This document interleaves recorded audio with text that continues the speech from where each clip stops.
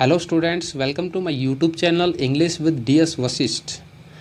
सबसे पहले आप मेरे चैनल को लाइक कीजिएगा, सब्सक्राइब कीजिएगा, शेयर कीजिएगा ताकि मैं आप लोगों के लिए और भी अच्छी अच्छी वीडियो बनाता रहूं और आप लोगों की ऐसे ही हेल्प करता रहूं। तो आइए आज हम इस वीडियो में रीडिंग करते हैं फ्लेमिंगो बुक के लेसन नंबर 2 जिसका नाम क्या है, लो स्प्रिंग। लो स्प्रिंग, स्प्रिंग का मतलब है बचपन, मतलब खोया हुआ बचपन। और ये लेसन किसका अंश है? स्टोरीज ऑफ स्टोलन चाइल्डहुड नाम की एक बुक है, उसका एक अंश है। और इसकी राइटर कौन है, इसके ऑथर कौन है? एनिस जंग। ठीक है। अब लेसन की रीडिंग करने से पहले मैं एक बार अबाउट द ऑथर के बारे में थोड़ा सा डिस्कस कर लेता हूँ। एनिस जंग जो हैं उनका जन्म कब हुआ था? 1964 में जन्म हुआ था राउरकेला के अंदर। और स्पेंड मतलब बिताया हर चाइल्डहुड, इन्होंने अपना बचपन, ठीक है, एंड एडोलेसेंस का मतलब होता है युवावस्था, इन हैदराबाद। और इन्होंने अपने बचपन और युवावस्था कहाँ पे इनकी बीती थी? हैदराबाद के अंदर बीती थी। और इन्होंने अपनी एजुकेशन है वो कहाँ से रिसीव की थी? हैदराबाद से रिसीव की थी। और साथ साथ में कहाँ से रिसीव की थी? यूएसए से। हर पेरेंट्स वर बोथ राइटर, उसके जो पेरेंट्स जो थे वो राइटर थे, मम्मी और पापा दोनों राइटर थे। एनिस जंग ने अपने करियर की शुरुआत की थी इंडिया के अंदर एज ए राइटर, एक लेखक के रूप में। और वो क्या रही हैं? एडिटर रही हैं, ठीक है, कॉलमिस्ट रही हैं, स्तंभ लेखक रही हैं। किसकी रही हैं? जो मेजर जो न्यूज़पेपर है ना, मुख्य जो अखबार हैं इंडिया के और अब्रोड, विदेश के और भारत के जो मुख्य जो अखबार हैं उनकी वो क्या रही है? एक एडिटर भी रही है और स्तंभ लेखक भी रही है। ऑथर्स का मतलब होता है लिखना। और उन्होंने काफ़ी सारी किताबें, सेवरल बुक्स, काफ़ी अलग अलग किताबें उन्होंने लिखी हैं। द फॉलोइंग इज एन, ठीक है, एक्सेप्ट का मतलब होता है यहाँ अंश होना। ये जो इसमें आगे जो दे रखा है ना, जो ये लेसन जो दे रखा है, ये एक अंश है। किसका अंश है? उसकी किताब का, जो उसने लिखी थी ना, उस किताब का नाम क्या है? टाइटल नेम क्या है उसका? लो स्प्रिंग, मतलब स्टोरीज ऑफ स्टोलन चाइल्डहुड, जो उसकी किताब थी उसका एक अंश इस लेसन के अंदर दे रखा है। और वहाँ यहाँ पे वो क्या कर रही है, ठीक है, एनालिसिस कर रही है। एनालिसिस का मतलब होता है विश्लेषण करना। किसका कर रही है? ग्रैंडिंग पॉवर्टी, मतलब पीस देने वाली गरीबी, काफ़ी कष्टकारी गरीबी का, और एंड ट्रेडिशंस, और परंपराओं का। यहाँ पे इस लेसन के अंदर वो विश्लेषण कर रही है एक भयंकर पीड़ा देने वाली गरीबी और परंपराओं का, ठीक है, जिसने कंडेम कर लिया है, मतलब जब्त कर लिया है, इन बच्चों को जब्त कर लिया है एक शोषण वाली ज़िंदगी के लिए। ठीक है, शोषण एक ऐसी ज़िंदगी के रूप में जब्त कर लिया है जिस ज़िंदगी में सिर्फ और सिर्फ शोषण हो। किसने जब्त कर लिया है? इस गरीबी ने और इन परंपराओं ने। उसका पूर्ण रूप से विश्लेषण यहाँ इस लेसन में दे रही हैं एनिस जंग। तो आइए लेसन की रीडिंग स्टार्ट करते हैं। ये लेसन आपको 2 पार्ट में मिलेगा। पहले पार्ट का नाम क्या है? समटाइम्स आई फाइंड ए रूपी in garbage, in the garbage. Garbage का मतलब तो कचरा। कभी कभी, समटाइम्स मीन्स कभी कभी, आई फाइंड मेरे को मिल जाता है, 1 रुपया मिल जाता है गार्बेज में। एक तो पार्ट ये है। और इसका सेकंड पार्ट है I want to drive a car, मैं एक कार चलाना चाहता हूँ।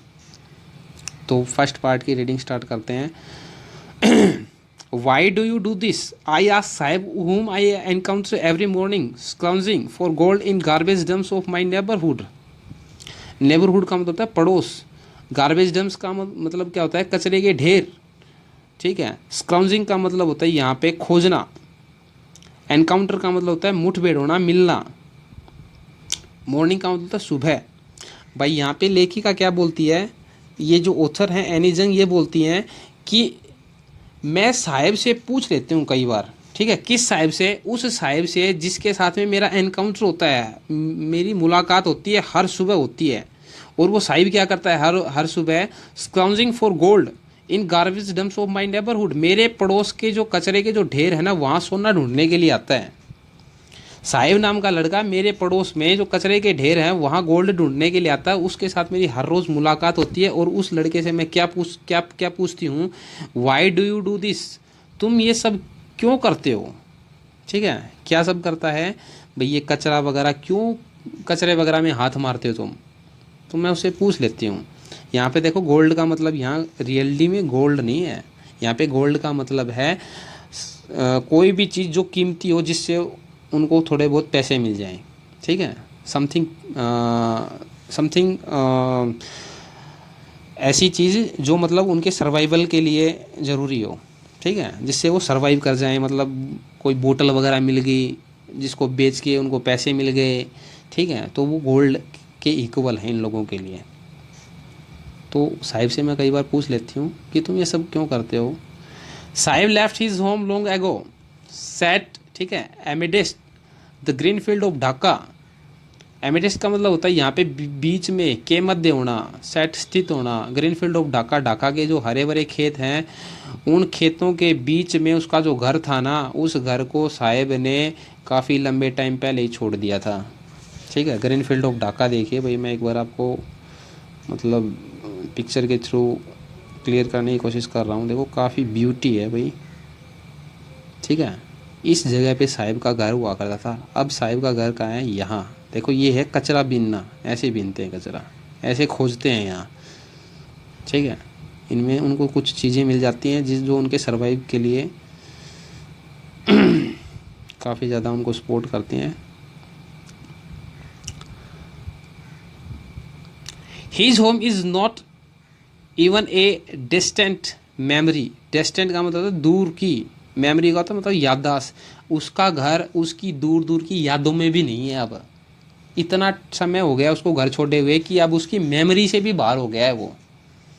देयर वर मैनी स्टॉर्म्स, जहाँ पे उसका घर था ना वहाँ पे बहुत सारे तूफान आए।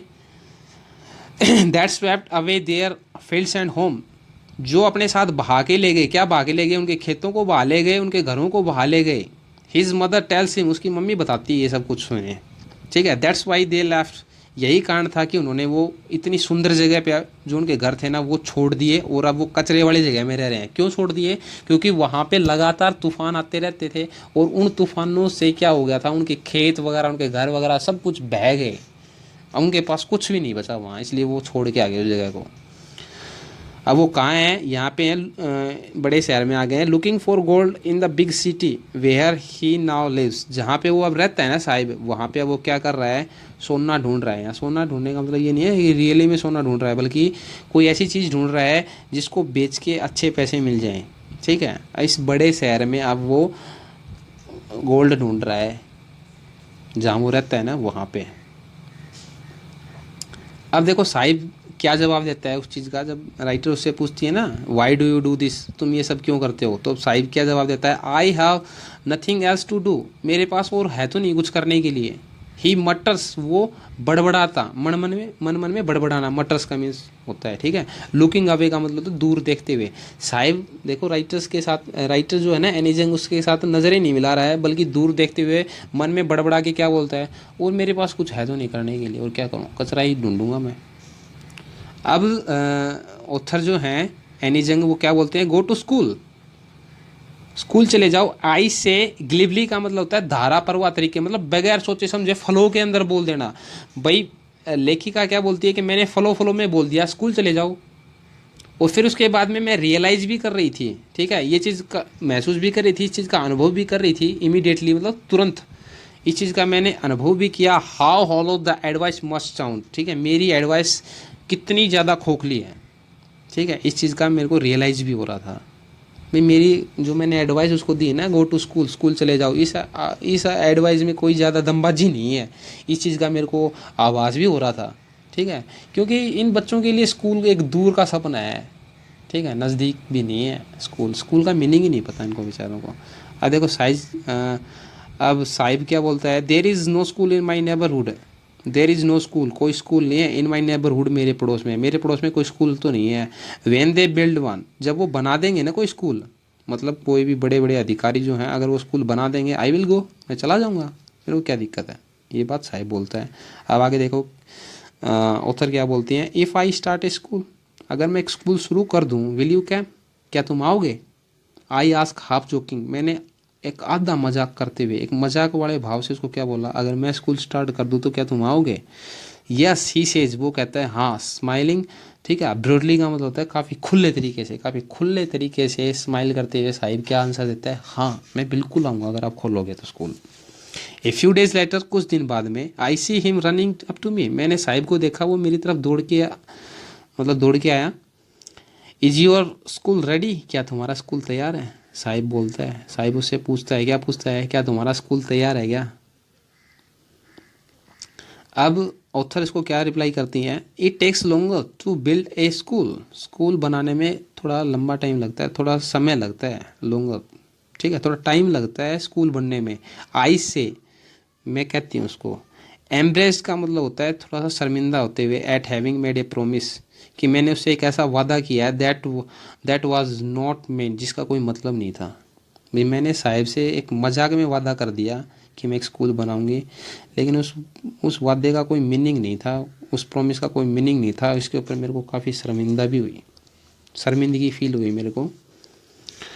लेकिन प्रोमिसेस, लेकिन जो वादे हैं ना, लाइक माइन, मेरे जैसे तो वादे, अबाउंड का मतलब होता है प्रचुर मात्रा में होना, काफ़ी ज़्यादा संख्या में होना। In every corner of his bleak का मतलब होता है उज्जड़, बेरंगा वर्ल्ड होता है दुनिया। साहिब की जो ये दुनिया है ना, जहाँ वो रह रहा है, इस बेरंगी दुनिया में मेरे जैसे वादे पता नहीं कितने पड़े होंगे। यहाँ हर कोने में आपको वादे मिल जाएंगे, बड़े बड़े लोग आते हैं, इनसे वादे करके चले जाते हैं। After months of knowing him, ठीक है भाई, कई महीने हो गए थे मेरे को उसको जानते हुए, भाई कई महीनों बाद में इसको जानते हुए, I ask him his name, मैंने उससे साहिब से नाम पूछ लिया। भाई कई महीने जानने के बाद में मैंने साहिब से उसका नाम पूछा, साहिब आलम। ही अनाउंसेस, साहिब क्या अनाउंस करता है, उसका नाम क्या है, Sahib Alam. He does not know what it means, वो नहीं जानता है, वो बेचारा लड़का नहीं जानता कि इसके नाम का मतलब क्या है। If he new it's meaning, अगर वो इसका मीनिंग भी उसको पता चल गया ना, लॉर्ड ऑफ द यूनिवर्स, इसका मतलब क्या है, लॉर्ड ऑफ यूनिवर्स मतलब इस दुनिया का राजा, इस दुनिया का भगवान। He would have a hard time believing it, तो उसको काफ़ी ज़्यादा मुश्किल होगी इस चीज़ पे विश्वास करने में, ठीक है, काफ़ी मुश्किल से ही विश्वास कर पाएगा कि उसके नाम का मतलब साहिब, साहिब आलम जो उसका नाम है ना, इसका मतलब क्या है, दुनिया का राजा। वो तो एक कचरा बीनने वाला है, उसका नाम दुनिया का राजा कैसे हो सकता है? तो इस चीज़ पे उसको काफ़ी ज़्यादा, मतलब बड़ी मुश्किल से ही विश्वास करेगा अगर उसको इसके नाम का मतलब भी पता चल जाएगा तो। अब आगे देखिए, अनअवेयर ऑफ, अनअवेयर का मतलब होता है जागरूक न होना, of what his name represent, represent का मतलब होता है दर्शाना। भाई उसका नाम क्या दर्शा रहा है, इस चीज़ से वो बिल्कुल भी परिचित नहीं है, एकदम अनजान है।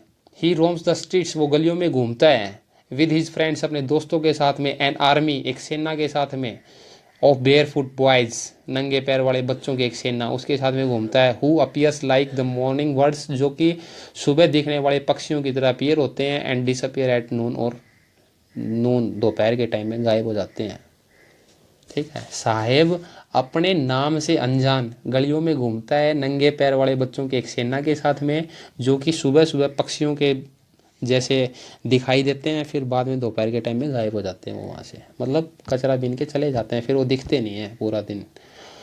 ओवर द मंथ्स, कई महीने बीत जाने के बाद, I have come to recognise each of them, मैं प्रत्येक कचरा बीनने वाले को पहचानने लगी थी।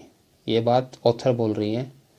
अब देखो ऑथर क्या बोलती हैं उनको, why aren't you wearing chappals, I ask one, उन कचरा बीनने वाले बच्चों में से मैंने एक बच्चे से ये पूछ लिया कि तुम चप्पल क्यों नहीं पहन रहे हो, ठीक है। तो बच्चा क्या आंसर देता है, my mother did not bring them down from self, self का मतलब था अलमारी, मेरी मम्मी ने अलमारी से वो उतारी नहीं चप्पल। ही आंसर सिंपली, वो एकदम सिंपली तरीके से आंसर देता है, क्या आंसर देता है कि मेरी मम्मी ने नहीं उतारी वो चप्पल, वहाँ से ऊपर पड़ी हुई है इसलिए। अब आगे देखो, even if she did he will throw them off, adds another who is wearing shoes that do not match, एक दूसरा बच्चा जो जूते पहने हुए था, और वो जूते डू नॉट मैच मतलब बिल्कुल भी मेल नहीं खा रहे थे, मतलब अलग अलग रंगों के जूते उन्हें पहन रखे थे, वो जूते पहने हुए दूसरा लड़का क्या बोलता है, अगर उसकी मम्मी उतार भी देती ना वो जूते तो वो उनको फेंक देगा, ठीक है, ये बात बोलता है। When I comment on it, जब मैंने कमेंट किया ना इस चीज़ के ऊपर, किस चीज़ के ऊपर, देखो उस लड़के ने बेरंगे, ठीक है, बेमेल जूते पहने हुए थे, जब मैंने इन जूतों के ऊपर टिप्पणी की ना, कमेंट की, तो ही सफल्स हिज फीट एंड से नथिंग, तो उसने अपने पैरों को सफल्स किया, सफल का मतलब होता है फेरबदल करना पैरों में, ठीक है, शर्मिंदा हो गए, ठीक है, वो अपने पैरों को इधर उधर फेरबदल करना शुरू कर दिया उसने, कुछ नहीं बोला वो। अब क्या कहता है, I want shoes says A third boy, अब तीसरा लड़का इतने में क्या बोलता है कि मेरे को जूते चाहिए, इतने में थर्ड कोई तीसरा लड़का है, उसकी आवाज़ आती है, मेरे को जूते चाहिए। Who has never on A pair of shoes a pair all his life. All his life का मतलब होता है अपने पूरे जीवन में। उस लड़के ने अपने पूरे जीवन में आज तक कभी जूते पहन के नहीं देखे, मतलब कभी जूतों का मालिक नहीं बना है वो लड़का क्या बोलता है, मेरे को जूते चाहिए। ठीक है, बेचारे को कभी जूते नहीं मिले पूरी ज़िंदगी में। ट्रैवलिंग अक्रॉस द कंट्री, देश में घूमते हुए। आई हैव सीन चिल्ड्रन, मैंने बच्चे देखे हैं। वॉकिंग बेयर फुट, भाई घूमते हुए, नंगे पैर घूमते हुए बच्चों को देखा है मैंने। इन सिटीज, शहरों में। ऑन विलेज रोड्स, गांव के सड़कों पे। भाई ये ऑथर क्या बोलती है, भाई मैंने गांव की सड़कों पे और शहरों में बच्चों को नंगे पैर घूमते हुए देखा है अपने देश में मेरे भ्रमण के दौरान। It is not lack of money but a tradition to stay barefoot. ये पैसे की कमी के कारण नहीं है, बल्कि ये क्या है, एक ट्रेडिशन है, एक परंपरा है। टू स्टे बेयरफुट, बेयरफुट का मतलब होता है नंगे पैर रहना। नंगे पैर रहना उनकी एक परंपरा है, पैसे की कमी नहीं है। इज़ वन एक्सप्लेनेशन, एक व्याख्या तो इसकी ये है। भाई इसकी एक व्याख्या क्या है, इसकी एक व्याख्या ये है कि नंगे पैर रहना उनकी एक परंपरा है, न कि पैसे की कमी है। I wonder if this is the only an excuse to explain away the, ठीक है, perpetual state of poverty. Perpetual का मतलब होता है यहाँ पे स्थाई, चिरस्थाई। स्टेट ऑफ पॉवर्टी, पॉवर्टी का मतलब होता है गरीबी की दशा। गरीबी की जो दशा है ना वो। भाई क्या क्या बोलती है भाई मुझे हैरानी होती है, ठीक है, मतलब कि क्या ये, मतलब ये जो गरीबी है ना, जो चिरस्थाई जो गरीबी है, गरीबी की जो दशा है, ठीक है, इसकी व्याख्या करना, ठीक है, जो क्या एक मतलब एक्सक्यूज है। ठीक है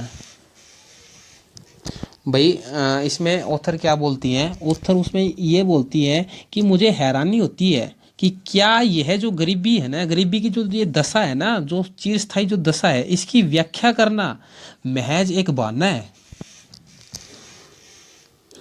I remember a story a man from Udupi once told me. ठीक है, मैं याद करती हूँ, एक कहानी याद करती हूँ, ठीक है, एक आदमी की, जो कि कहाँ से था, उदुपी नाम के किसी शहर से था। वंस टोल्ड मी, उसने मेरे को एक बार बताई थी उस कहानी, वो कहानी मेरे को याद आ जाती है। कहानी क्या थी, एज ए यंग बॉय, एक युवा बच्चे के रूप में, ठीक है, he would go to school, वो स्कूल जाता था वो। ठीक है, वो आदमी कहानी बताता है ना, वो क्या करता है, जब वो एक बच्चा था ना तो स्कूल जाता था। पास्ट एन ओल्ड टेम्पल, एक पुराने मंदिर के आगे से गुजरता था वो। Where his father was a priest, जहाँ पे उसके पिताजी क्या थे, एक पुजारी थे उस मंदिर में, उस मंदिर के आगे से गुजरता था वो। He would stop briefly at the temple and pray for a pair of shoes. वो लड़का क्या करता था, स्कूल जाते टाइम मंदिर के आगे रुक जाया करता था, और मंदिर के आगे रुक के क्या क्या किया करता था, प्रे किया करता था, प्रार्थना किया करता था जूते के एक जोड़े के लिए, पेयर ऑफ शूज़, कि भगवान उसको जूतों का एक जोड़ा दे दे। 30 ईयर्स लेटर, 30 साल बाद में, I visited his town and the temple, मैंने इस उसके टाउन में और उसके मंदिर में मैंने यात्रा की 30 साल बाद में। Which was now drowned, drowned का मतलब क्या होता है, डूब जाना। इन द एयर ऑफ, ठीक है, डिसलेशंस, ठीक है, डेसोलेशंस का मतलब होता है यहाँ पे एक वीरानी, ठीक है, जो कि एक वीरानी की हवा में डूब गया था। ठीक है, वहाँ पे विजिट करती है। इन द बैकयार्ड, बैकयार्ड का मतलब होता है पीछे का जो हिस्सा है ना वो। Where lived a new priest, मंदिर का जो पीछे का हिस्सा था ना, जहाँ पे एक पुजारी रहता था। There were red and white plastic chairs, वहाँ पे लाल और सफ़ेद कलर की प्लास्टिक की चेयर थी। A young boy dressed in A grey uniform, एक युवा बच्चा, ठीक है, ड्रेस पहने हुए था, एक ग्रे कलर की यूनिफॉर्म पहने हुए था। वियरिंग सॉक्स, जुराबे पहने हुए था। शूज, जूते पहने हुआ था। अराइव्ड पेंटिंग, वो हाफते हुए, पेंटिंग मतलब हाफते हुए पहुंचा वहाँ। And through his school bag on A folding bed, और उसने फोल्डिंग बेड पे क्या कर दिया, अपने स्कूल बैग को फेंक दिया। भाई ये क्या करती है, यहाँ पे उसने एक लड़के को देखा जो कि एक सुंदर सी ग्रे कलर की यूनिफॉर्म पहने हुए था, सॉक्स पहने हुए था, जूते पहने हुआ था, और वो लड़का वहाँ पे हाफते हुए, मतलब तेज दौड़ के आया, हाफते हुए उसने क्या किया, अपने स्कूल बैग को फोल्डिंग बेड पे फेंक दिया। लुकिंग एट द बॉय, इस लड़के की तरफ देखते हुए, I remember the prayer of another boy that had made to the goddess, मेरे को याद आ गई उस दूसरे बच्चे की प्रार्थना याद आ गई जो उसने देवी से की थी, ठीक है। वैन, जब he had finally got a pair of shoes, और जब उसको आखिरकार जूते मिल गए थे, मेरे को उस बच्चे की याद आ गई इस बच्चे को देख के, ठीक है। Let me never lose them, ठीक है। भाई क्या कह रहा है, मुझे कभी भी इन्हें खोने नहीं देना है इन जूतों को, ठीक है। The goddess had granted his prayer, देवी ने उस बच्चे की प्रार्थना को स्वीकार कर लिया था, ठीक है। Young boys like the son of the priest now वोर शूज, युवा जो बच्चे हैं ना, किसके जैसे, द सन ऑफ प्रिस्ट, पुजारी जैसे, पुजारी का जो लड़का है ना, उस लड़के की भांति बहुत सारे जो युवा बच्चे हैं ना, अब वो क्या करते हैं, वो शूज जूते पहनते हैं पुजारी के जैसे। पुजारी का जो लड़का है ना, उसके जैसे बहुत सारे युवा बच्चे अब जूते पहनते हैं। But many others like ragpickers in my neighbourhood remain shoeless, लेकिन मेरे पड़ोस में जो कचरा बीनने वाले जो बच्चे हैं ना, बहुत सारे जो बच्चे हैं, वो अभी भी जूतों के बगैर हैं, उनके पास आज भी जूते नहीं है। माई एक्वेंटेंस, एक्वेंटेंस का मतलब होता है पहचान, परिचय, with the bare foot rag pickers, ठीक है। ये जो बेर नंगे पैर वाले जो कचरा बीनने वाले जो बच्चे हैं ना, इनके साथ में मेरी जो जान पहचान थी ना, वो मेरे को कहाँ ले जाती है, लीड्स ले जाती है, कहाँ, टू सीमापुरी, सीमापुरी एरिया में ले जाती है। A place on the periphery of Delhi, Delhi के प्रेफरी का मतलब होता है दिल्ली के भारवाई जो एरिया है ना, वहाँ पे स्थित एक जगह है सीमापुरी एरिया, वहाँ पे मेरे को लेके जाती है इनके साथ में मेरी जान पहचान, ठीक है। Yet miles away from it, जो फिर भी है ना मीलों दूर है दिल्ली से, मतलब दिल्ली के मतलब भारवाई क्षेत्र में है, लेकिन फिर भी दिल्ली से काफ़ी मीलों दूर है। मेटाफोरिकली का मतलब होता है अगर लाक्षणिक रूप से अगर बोला जाए तो, मतलब देखो रियलिटी में नहीं है दूर दिल्ली से इतना, ठीक है, मीलों दूर नहीं है तो दिल्ली के पास में ही, दिल्ली से सटा हुआ है, लेकिन सिर्फ एक उपमा के तौर पे है ना ये बात यूज की गई है कि मेरे को एक सीमापुरी एरिया में लेके जाती है, इन बच्चों के साथ में मेरी जान पहचान, ठीक है, जो है तो दिल्ली के भारवाई एरिया में, लेकिन फिर भी दिल्ली से दूर है, ठीक है। अगर अलंकृत, अगर लाक्षणिक तौर पे अगर बोला जाए तो देखो, कई बार हम कुछ चीज़ों को नहीं बोलते भाई काफ़ी वो मीलों दूर है वो जगह, लेकिन सिर्फ और सिर्फ हम कई बार उस जगह होती नहीं है दूर, सिर्फ और सिर्फ लाक्षणिक तौर पे हम उस जगह को बोल देते हैं ऐसा। Those who live here are squatters, squatters का मतलब होता है अवैध निवासी, भाई जिनके पास कोई परमिट नहीं है रहने का, किसी ने अलाउ नहीं कर रखा हो, जिनके पास कोई कागजात नहीं है उस जगह के कि वो जगह उनकी है, वो वहाँ रह रहे हैं, अपनी खुद की जगह पर रह रहे हैं। जो लोग यहाँ रहते हैं ना, वो सारे के सारे मतलब अवैध निवासी हैं। Who came from Bangladesh back in 1971, जो बांग्लादेश से 1971 में वापस आए थे, ये वो लोग हैं जो बांग्लादेश से वापस आए थे 1971 में, और ये सारे के सारे अवैध निवासी हैं। Sahib family is among them, Sahib का परिवार भी उनमें से एक है। Seemapuri was then a wilderness, उस टाइम में सीमापुरी क्या हुआ करता था 1971 के अंदर, है ना, सीमापुरी एरिया एक वेल्डरनेस का मतलब होता है यहाँ पे वीरान, उजड़ हुआ करता था।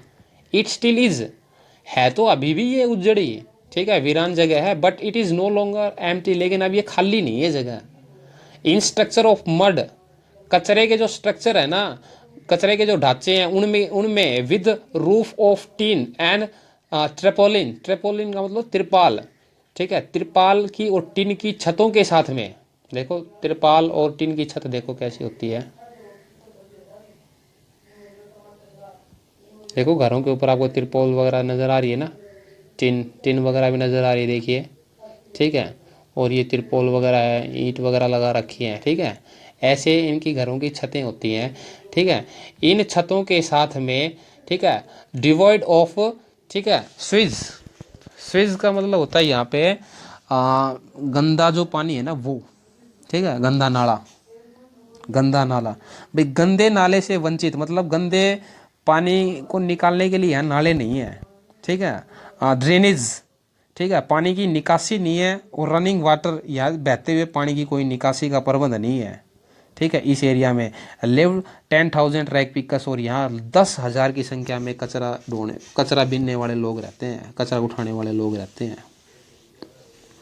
देखो दिल्ली का जो सीमापुरी एरिया था ना उस टाइम 1971 में तो वीरान था, वीरान तो आज भी है, लेकिन ये खाली नहीं है, यहाँ कचरे के ढेरों ढेरों के अंदर, ठीक है, लगभग 10,000 की संख्या में कचरा बीनने वाले लोग रहते हैं, ठीक है, जिनके घरों की छतें क्या हैं, तिरपोल और टीन से बनी हुई हैं, ठीक है, और यहाँ पे गंदे पानी का कोई नाला नहीं है, पानी की निकासी का कोई प्रबंध नहीं है यहाँ, ठीक है। ये देखो इस तरीके का है भाई, एक पिक्चर के थ्रू, ज़्यादा तो क्लियर नहीं बता पाऊँगा, बाकी मैं कोशिश कर रहा हूँ ताकि आप समझ जाओ, ठीक है। ये हालात हैं वहाँ। चलो आगे की रीडिंग करते हैं। They have lived here for more than 30 years, वो यहाँ पे है ना पिछले 30 सालों से भी ज़्यादा समय से रह रहे हैं, विदाउट एन आइडेंटिटी, बिना किसी पहचान के, उनकी कोई आइडेंटिटी नहीं है, कोई पहचान नहीं है, कोई प्रूफ नहीं है उनका, और वो यहाँ बिना प्रूफ के, बिना पहचान के 30 साल से भी ज़्यादा उनको समय हो गए यहाँ रहते हुए। विदाउट परमिट्स, उनके पास कोई परमिट नहीं है यहाँ रहने का, ठीक है, कोई आज्ञा नहीं है। But with ration card that get their names on voter side list, ठीक है, लेकिन वो राशन कार्ड के साथ में रह रहे हैं, उनके पास राशन कार्ड है जिससे उनके नाम वोटर लिस्ट में आते हैं। एंड एनेबल, एनेबल का मतलब सक्षम बनाना, them to buy grain, grain का मतलब अनाज, जो उनको अनाज खरीदने में सक्षम बनाता है। भाई राशन कार्ड की हेल्प से वो क्या करते हैं, उनके एक तो नाम वोटर लिस्ट में आते हैं, और एक राशन कार्ड की हेल्प से वो अनाज खरीद लेते हैं। उनके पास सिर्फ ये राशन कार्ड है, और उनके पास कुछ भी नहीं, ना कोई परमिट है, ना कोई आईडी है उनके पास में। Food is more important for survival than an identity, ठीक है, पहचान की बजाय यहाँ भोजन ज़्यादा जरूरी है इन लोगों के लिए, ठीक है। वो राशन कार्ड को कोई पहचान के रूप में यूज़ नहीं कर रहे, बल्कि राशन खरीदने के लिए यूज़ कर रहे हैं। तो पहचान ज़रूरी नहीं है उनके लिए, बल्कि उनके लिए राशन ज़रूरी है। If at the end of the day we can feed our families and go to bed without aching stomach, देखो एक्किंग स्टोमक का मतलब स्टोमक के अंदर पेन होना, दर्द होना। देखो कब होता है, जब हम खाना नहीं खाते, भूख लगती है ना, तब भूख से पेन होना स्टार्ट हो जाता है। देखो अब क्या बोलता है, if at the end of the day, अगर दिन का जब अंत होता है ना, ठीक है, उस अंत तक we can feed our family, अगर हम अपने परिवारों को भोजन खिला सकते हैं, एंड गो टू बेड, और सोने के लिए बिस्तर पे जा सकते हैं, विदाउट एन एक्किंग स्टोमक, बिना कोई पेट में दर्द हुए, we would rather live here than in the field that gave us no grain, तो हम उन खेतों की बजाय, जिन खेतों ने हमें कोई अनाज नहीं दिया, उन हरे भरे खेतों की बजाय हम यहीं रहना पसंद कर लेंगे, इन कचरे के ढेरों में, क्योंकि कम से कम यहाँ हमें खाना तो नसीब हो रहा है, कम से कम हमारे यहाँ फैमिली को भोजन तो खिला पा रहे हैं। ये बात कौन बोलता है, से ए ग्रुप ऑफ वुमेन इन, ठीक है, टेटर्स साड़ीज का मतलब होता है यहाँ फटी पुरानी साड़ी, ठीक है, फटी पुरानी साड़ी पहने हुए एक औरतों के एक झुंड ने बोला ये बात। वैन आई आस्क, कब बोला, जब मैंने उनसे पूछा था ना, क्या पूछा था, why they left their beautiful land of green field and rivers, कि उन्होंने अपनी वो सुंदर धरती क्यों छोड़ दी जहाँ पे हरे भरे खेत थे, जहाँ नदियाँ थी। जब मैंने उनसे ये पूछा ना, तब उस औरत ने कहा, क्या कहा, कि अगर हम दिन के अंत तक अगर हम अपने परिवार को खाना खिला लेते हैं और बिना स्टोमक में पेन हुए अगर हम सो जाते हैं ना, तो हम इसी गंदी जगह पर रहना पसंद कर लेंगे उन हरे भरे सुंदर खेतों के बजाय।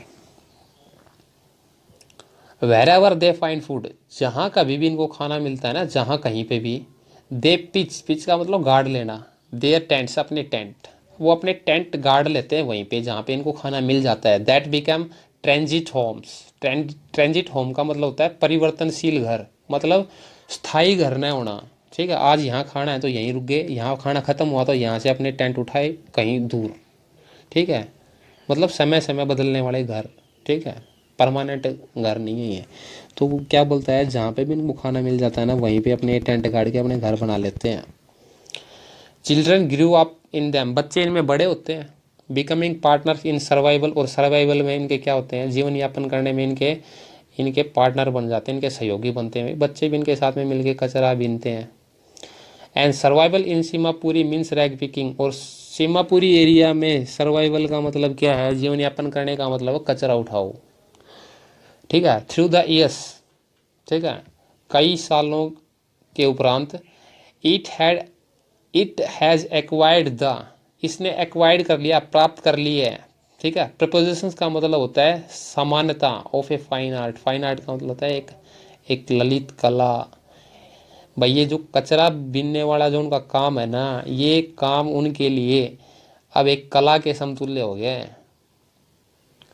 ठीक है, ये अब उनके लिए कला है। Garbage to them is gold. इन इन लोगों के लिए गार्बेज का मतलब, कूड़े का मतलब क्या है? सोना। It is their daily bread. ये उनकी हर रोज़ की रोटी है। हर रोज़ की रोटी कैसे है भाई? देखिए भाई, गार्बेज से इनको कुछ चीज़ें मिलती हैं। ठीक है, ये चीज़ें वो मार्केट में बेचते हैं, उससे पैसा मिलता है और पैसे से इनकी रोटी आती है। ठीक है, तो ये गार्बेज उनके लिए एक रोटी है। A roof over their heads even if it is a leaking roof. Leaking roof का मतलब क्या होता है? जहाँ से पानी रिस रहा हो। ठीक है, गार्बेज उनके लिए उनके सर पे एक छत के समान है, चाहे ये छत लीक ही क्यों ना हो। ठीक है, चाहे लीकिंग रूफ ही क्यों ना हो, है तो इनके लिए एक रूफ के समान ही ये कचरा। भाई आशियाना है इनका एक। But for a child it is even more. लेकिन एक बच्चे के लिए ये बहुत कुछ है भाई। ये कचरा एक बच्चे के लिए और भी बहुत कुछ मीनिंग रखता है। तो प्यारे विद्यार्थियों, लेसन की फर्स्ट पार्ट की रीडिंग मैं यहीं स्टॉप करता हूँ। उम्मीद करूँगा लेसन आपको समझ में आया होगा। इनके वर्ड मीनिंग्स आप लिख लीजिएगा। अगर आपको कोई प्रॉब्लम है या फिर आपको कुछ पूछना है तो आप कमेंट सेक्शन में आके मेरे से पूछ सकते हैं। प्लीज़ मेरे चैनल को सब्सक्राइब करना और लाइक करना न भूलें। मेरे को सपोर्ट करें ताकि मैं आप लोगों की ऐसे ही मदद करता रहूं। Thank you. Have a great day.